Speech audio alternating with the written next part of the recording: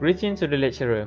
My name is Muhammad Hafizuddin bin Suhaimi, student of Bachelor of Biomedical Science, taking subject Basic Hematology. I will present to you about the concept of hematology.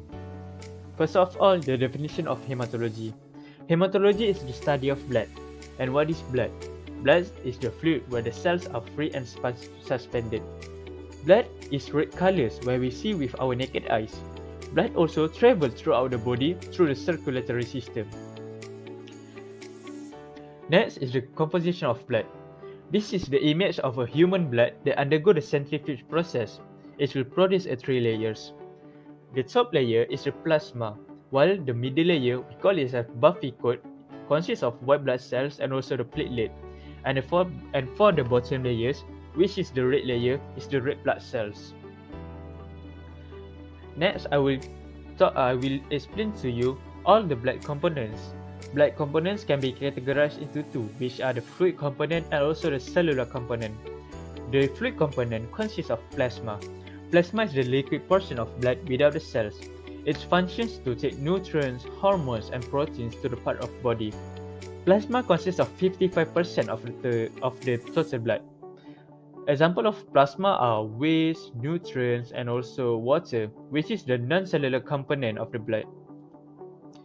Next is the serum. Serum is the liquid part of blood after coagulation. Basically, the difference between plasma and serum is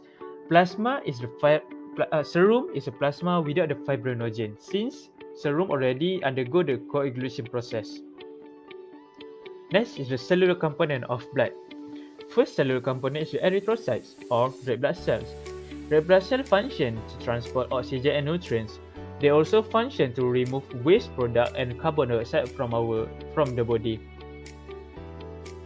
Red blood cells can transport the oxygen using a subunit, we call it as hemoglobin.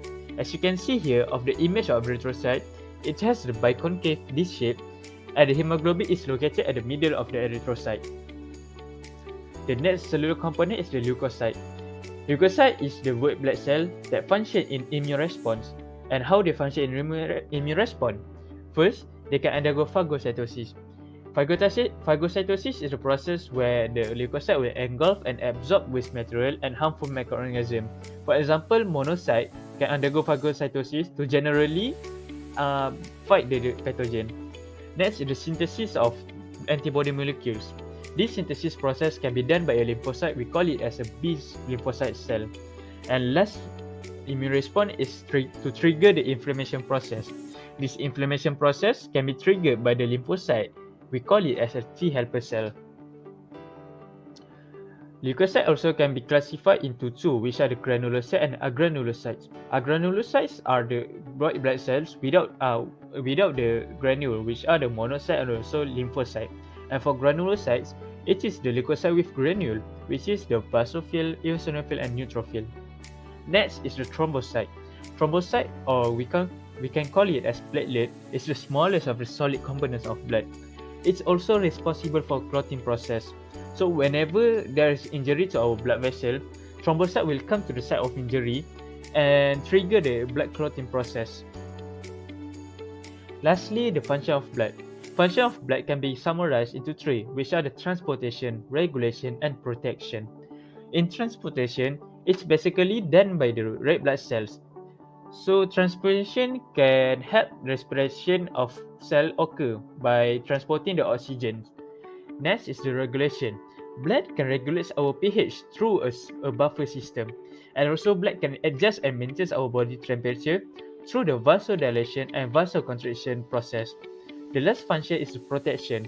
This protection can be done by the white blood cell and also the platelet. That's all for the presentation of basic concept of hematology. Thank you for listening.